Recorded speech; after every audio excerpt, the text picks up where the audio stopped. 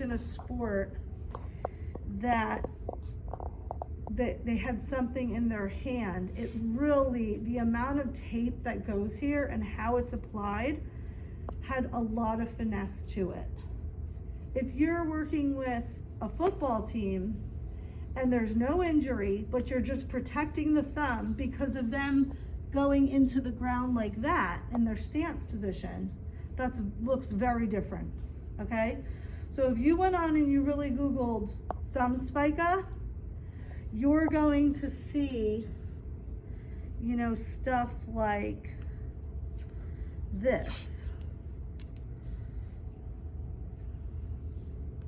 Hold on, I'm gonna go around with this.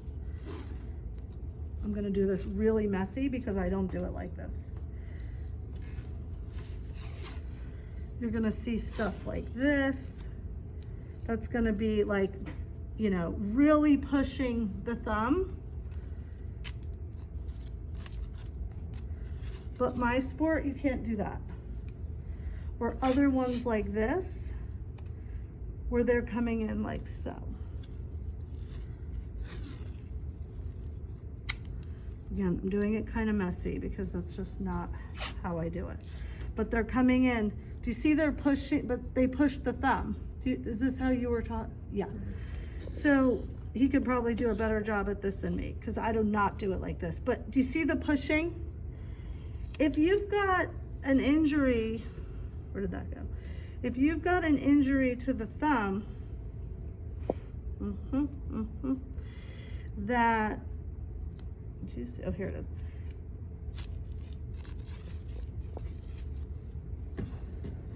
In the collaterals, that's making it worse. All right, if a thumb took the ball the wrong way, these are your goalkeepers, right? Generally not basketball. That's gonna do this. I'm gonna take this off too.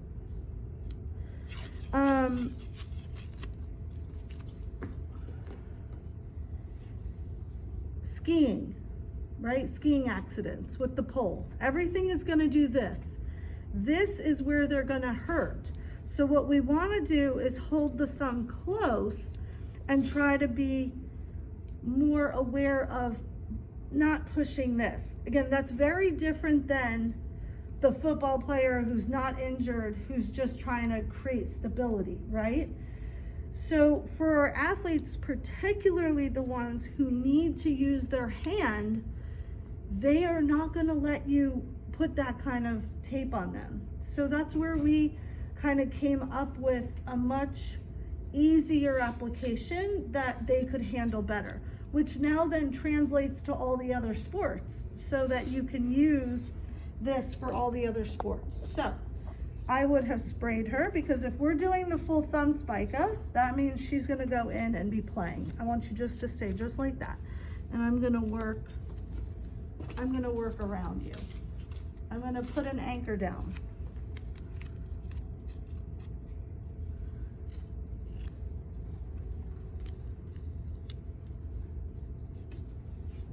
I'm gonna put some more anchors down because I'm gonna use Leukotape, because Leukotape will last longer than white tape as the white tape loosens, okay? So for my overhead athlete who's got a bat, a racket, a paddle, whatever's in their hand, I need to make sure they can still grip that item. Okay, so now,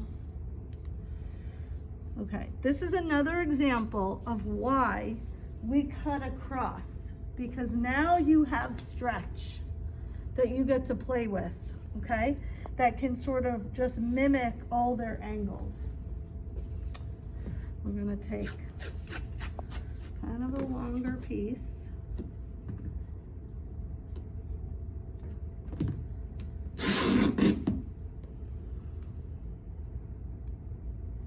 So you just stay just like that.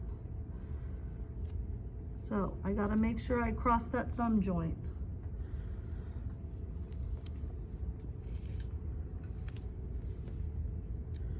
So essentially with our thumb spica, I'm anchoring it to the wrist, right?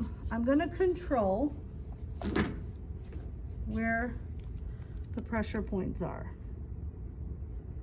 So I can do the CMC and the MCP, depending on the injury.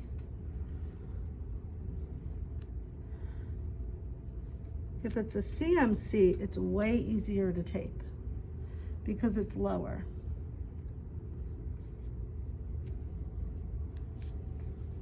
I'm going to do one more to go a little higher.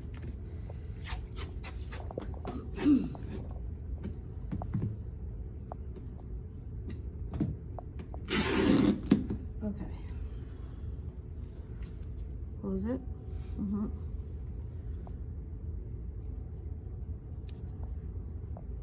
Just tight up. All right. So now we're there. I am done with that. I'm not going to go around again. I'm just going to anchor right there. Okay, so then the last pieces, you could do halves or full. You don't want to do it too long that it covers your hand.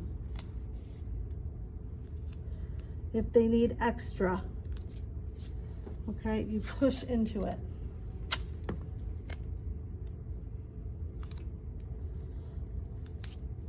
Okay.